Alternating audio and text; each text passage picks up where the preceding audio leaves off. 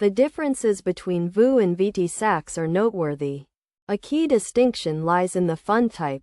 VOO is an exchange-traded fund, ETF, while VTSAX is an index fund.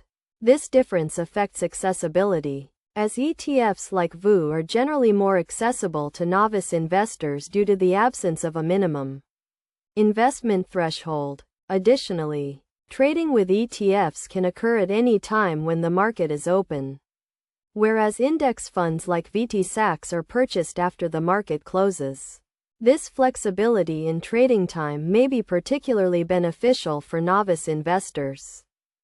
In terms of investment risk, VTSAX presents a higher risk than VOO.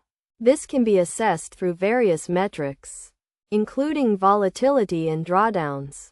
Currently, VTSAX has a volatility of 4.05%, compared to VOO's 3.94%.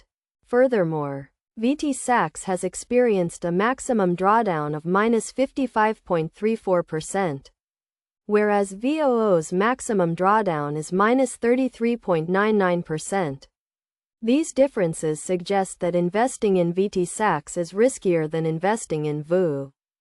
Another aspect to consider is the input-output correlation, which can be evaluated through a fund's expense ratio and dividend yield.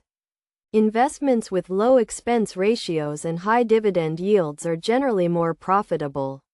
In this regard, VOO has a 0.03% expense ratio and a dividend yield of approximately 1.36%, whereas VTSAX has a 0.04% expense ratio and a 1.35% dividend yield.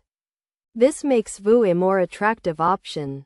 Despite these differences, there are similarities between the two funds. Both are passively managed by Vanguard to replicate their respective indices, which results in similar price fluctuations due to negligible volatility disparity.